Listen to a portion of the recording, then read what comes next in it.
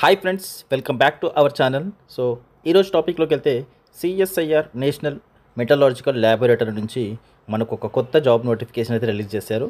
So ఇది వచ్చేసి recruitment of junior stenographer and junior secretariat assistant అనే పోస్టులకు సంబంధించినటువంటి నోటిఫికేషన్. సో దీనికి సంబంధించిన డీటెయిల్స్ చూసినట్లయితే ఆన్లైన్ అప్లికేషన్స్ వచ్చేసి మే 6th నుంచి అయితే స్టార్ట్ అవుతుంది. సో లాస్ట్ డేట్ వచ్చేసి మే 13th అయితే లాస్ట్ డేట్. సో మే 30 లోపు మీరైతే అప్లై చేసుకోవడానికి ప్రయత్నం చేయొచ్చు. సో ఇక్కడ నంబర్ ఆఫ్ వేకెన్సీస్ అయితే ఇచ్చారు. సో జూనియర్ స్టెనోగ్రాఫర్ చూసినట్లయితే 8 వేకెన్సీస్ అయితే ఉన్నాయి. అన్రిజర్వ్డ్లో 5 ఉన్నాయి, ఈడబ్ల్యూఎస్ 1, ఎస్సీ 1, ఎస్టీ 1. సో దీనికి లెవెల్ 4 ప్రకారంగా శాలరీ చూసుకున్నట్లయితే అన్ని అలవెన్స్లు కలుపుకొని మీకు అప్రాక్సిమేట్లీ 46,800 రూపీస్ అయితే శాలరీ వచ్చే అవకాశం అయితే ఉంది పర్ మంత్. అలాగే దీనికి క్వాలిఫికేషన్ చూసుకున్నట్లయితే 10+2 ఇంటర్మీడియట్ ఉంటే సరిపోతుంది. సో దాంతోపాటుగా మీకు స్టెనోగ్రఫీ టెస్ట్ అనేది ఉంటుంది. సో అది కూడా క్వాలిఫై అవ్వాల్సి ఉంటుంది. దీనికి ఏజ్ లిమిట్ వచ్చేసి 27 ఇయర్స్ అయితే ఏజ్ లిమిట్. దానితో పాటు మీకు యాజ్ పర్ గవర్నమెంట్ రూల్ ప్రకారంగా ఏజ్ రిలాక్సేషన్ అయితే ఉంటుంది. ఎస్సీ ఎస్టీ వాళ్ళకైతే 5 ఇయర్స్ ఉంటుంది, అలాగే ఓబీసీ వాళ్ళకైతే 3 ఇయర్స్ ఉంటుంది. సో దీని ప్రకారంగా మీరైతే ఏజ్ క్యాలిక్యులేషన్ చేసుకోవాల్సి ఉంటుంది. అయితే ఈ జాబ్స్కి ఎవరు అప్లై చేసుకోవచ్చు అంటే, ఈ జాబ్స్కి ఇండియన్ సిటిజన్ అయ్యి ఉంటే సరిపోతుంది. ప్రతి ఒక్కరూ అప్లై చేసుకోవచ్చు. So Andhra, Telangana male and female ప్రతి ఒక్కరు అప్లై చేసుకోవచ్చు. ఇవి వచ్చేసి సెంట్రల్ గవర్నమెంట్ ఉద్యోగాలు కాబట్టి అలవెన్స్లు అన్నీ కలుపుకుంటే మంచి శాలరీ అనేది వస్తుంది మీకు. అయితే junior secretariat assistant general, junior secretariat assistant finance and accounts, junior secretariat assistant stores and purchases డిపార్ట్మెంట్లో 5, 4, 4. సో ఓవరాల్గా 14 వేకెన్సీస్ అయితే ఉన్నాయి. సో దీనికి లెవెల్ 2 ప్రకారంగా శాలరీ చేసుకున్నట్లయితే 35,000 రూపీస్ అయితే శాలరీ అనేది వస్తుంది అప్రాక్సిమేట్లీ మీకు పర్ మంత్. సో దీనికి కూడా ఇంటర్మీడియట్ అర్హత ఉంటే సరిపోతుంది. దాంతోపాటు మీకు చిన్న కంప్యూటర్ టైపింగ్ టెస్ట్ అనేది పెడతారు. సో అదైతే క్వాలిఫై అవ్వాల్సి ఉంటుంది, ఎందుకంటే మీకు కంప్యూటర్ నాలెడ్జ్ ఉందా లేదా అనేది చెక్ చేస్తారు. సో దాంతోపాటు మీకు 28 ఇయర్స్ అయితే ఏజ్ లిమిట్ ఉండాలి. సో 28 ఇయర్స్తో పాటు ఎస్సీ ఎస్టీ వాళ్ళకి 5 ఇయర్స్ ఏజ్ రిలాక్సేషన్ ఉంటుంది, అలాగే ఓబీసీ వాళ్ళకి 3 ఇయర్స్ ఉంటుంది. కాబట్టి దాని ప్రకారంగా మీరు ఏజ్ అనేది క్యాలిక్యులేషన్ చేసుకోవాల్సి ఉంటుంది. సో జూనియర్ స్టెనోగ్రాఫర్కి ఎడ్యుకేషన్ క్వాలిఫికేషన్ అయితే ఇంటర్మీడియట్ ఉంటే సరిపోతుంది.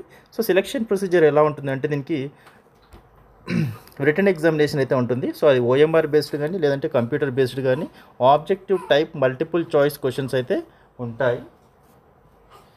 దాంతోపాటు మీకు ఎగ్జామ్ వచ్చేసి ఇంగ్లీష్ అండ్ హిందీ లాంగ్వేజ్లో ఉంటుంది. అండ్ ఇక్కడ స్టాండర్డ్ ఆఫ్ ఎగ్జామ్ చూసుకున్నట్లయితే 10+2 ఇంటర్మీడియట్ లెవెల్లో మీకు క్వశ్చన్స్ అయితే ఉంటుంది. So total number of questions అయితే 200 క్వశ్చన్స్ అయితే ఉంటాయి. సో 200 క్వశ్చన్స్, అలాగే 2 అవర్స్ టైం అయితే ఉంటుంది మీకు. 2 అవర్స్లో ఈ ఎగ్జామ్ అనేది కంప్లీట్ చేయాల్సి ఉంటుంది. సో దీనికి సంబంధించిన సిలబస్ ప్యాటర్న్ ఎలా ఉంటుందంటే, జనరల్ ఇంటెలిజెన్స్ అండ్ రీజనింగ్ నుంచి 50 క్వశ్చన్స్ 50 మార్క్స్ అయితే ఉంటుంది. సో 0.25 మార్క్స్ అయితే నెగిటివ్ మార్క్స్ అయితే ఉంటుంది. దాంతోపాటు జనరల్ అవేర్నెస్ నుంచి 50 క్వశ్చన్స్ 50 మార్క్స్ 0.25 మార్క్స్ అయితే నెగిటివ్ ఉంటుంది. So English language and comprehension నుంచి 100 క్వశ్చన్స్ 100 మార్క్స్ అయితే ఉంటుంది. సో నెగిటివ్ అయితే 0.25 మార్క్స్ అయితే ఉంటుంది. సో దీనికి నెగిటివ్ మార్క్స్ ఉంటుంది కాబట్టి కొంచెం మీరైతే చూసి జాగ్రత్తగా అటెంప్ట్ చేయాల్సి ఉంటుంది. సో దాని తర్వాత మీకు proficiency test in stenography. So స్టెనోగ్రఫీలో మీకు 10 మినిట్స్ టైం అయితే ఇస్తారు. సో ఆ 10 మినిట్స్లో మీరు స్టెనోగ్రఫీ టెస్ట్ అనేది క్వాలిఫై అవ్వాల్సి ఉంటుంది. సో ఇంగ్లీష్కి వచ్చేసి మీకు 50 మినిట్స్ అయితే టైం ఉంటుంది, హిందీకి వచ్చేసి 65 మినిట్స్ అయితే టైం ఉంటుంది. సో దాని ప్రకారంగా మీరు టెస్ట్లో అయితే జస్ట్ క్వాలిఫై అయితే సరిపోతుంది. దీనికి ఎలాంటి మీకు మెరిట్ అయితే అవసరం లేదు. బేస్డ్ ఆన్ మీకు రిటన్ ఎగ్జామ్ మీదనే మీకు సెలెక్షన్ ప్రాసెస్ అనేది జరుగుతుంది. సో దీని తర్వాత మీరు ప్రొఫిషియన్సీ టెస్ట్ క్వాలిఫై అయితే దాని తర్వాత ఫైనల్ మెరిట్ లిస్ట్ అనేది ప్రిపేర్ చేస్తారు. సో దాని తర్వాత సెలెక్షన్ ప్రాసెస్ అనేది కంప్లీట్ అవుతుంది. అలాగే జూనియర్ సెక్రటేరియట్ అసిస్టెంట్ పోస్ట్కి సంబంధించినటువంటి క్వాలిఫికేషన్ అయితే ఇంటర్మీడియట్తో పాటు కంప్యూటర్ టైపింగ్ స్పీడ్ కూడా మీకు వచ్చి ఉండాలి. So just computer typing speed ఉందా లేదా అనేది చెక్ చేస్తారు. అది కూడా జస్ట్ మీరు క్వాలిఫై అయితే సరిపోతుంది, జస్ట్ క్వాలిఫై నేచర్ మాత్రమే ఉంటుంది.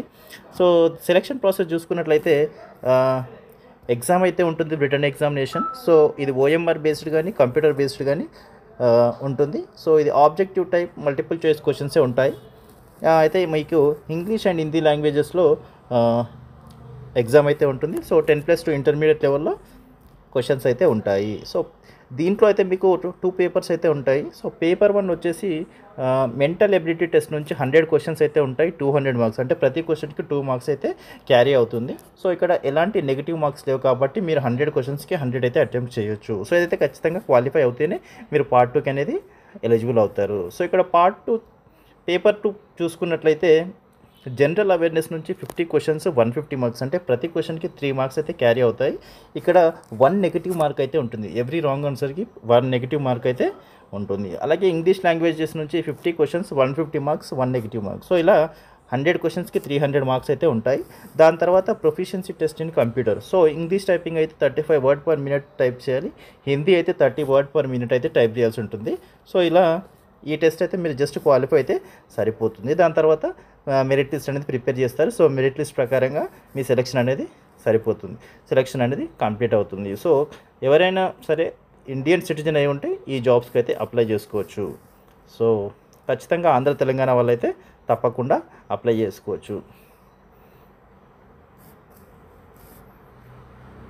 అండ్ ఇక్కడ ఇంకా డీటెయిల్స్లోకి వెళ్తే మాత్రం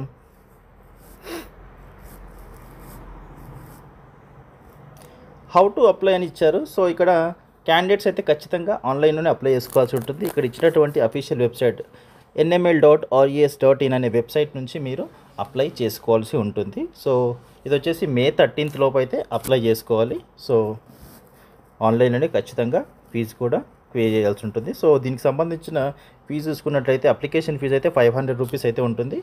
సో 500 రూపీస్ అయితే అప్లికేషన్ ఫీజు అయితే పే చేయాల్సి ఉంటుంది.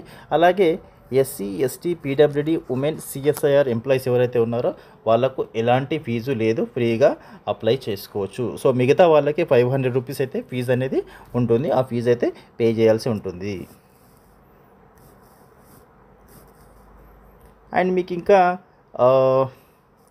చూసుకున్నట్లయితే మీకు ఆఫ్టర్ సెలెక్షన్ జాబ్ వచ్చిన తర్వాత మీకు ప్రొబేషన్ పీరియడ్ అయితే ఉంటుంది దీంట్లో. సో ఆ ప్రొబేషన్ పీరియడ్ అయితే 2 ఇయర్స్ అయితే ప్రొబేషన్ పీరియడ్ ఉంటుంది. సో ఆ 2 ఇయర్స్ కంప్లీట్ అయిన తర్వాత మీ జాబ్ అనేది పర్మనెంట్ అవుతుంది కాబట్టి సో ఇనీషియల్గా అయితే ప్రొబేషన్ పీరియడ్ అయితే 2 ఇయర్స్ అయితే ఉంటుంది. సో ఇది ఫ్రెండ్స్ జూనియర్ స్టెనోగ్రాఫర్ అలాగే జూనియర్ సెక్రటేరియట్ అసిస్టెంట్ పోస్టులకు సంబంధించినటువంటి జాబ్ డీటెయిల్స్. సో ఖచ్చితంగా ఇంటర్మీడియట్ అర్హతతో ఉంది కాబట్టి ప్రతి ఒక్కరు అప్లై చేసుకోవడానికి అయితే ప్రయత్నం చేయండి. ఐ హోప్ ఇన్ఫర్మేషన్ అయితే మీకు యూస్ఫుల్ అవుతుంది అనుకుంటున్నాను. వీడియో కనుక నచ్చితే వీడియోని లైక్ చేసి షేర్ చేసి కామెంట్ చేయండి. అలాగే తప్పకుండా మన ఛానల్ అయితే సబ్స్క్రైబ్ చేసుకోండి. And thank you so much for watching this video.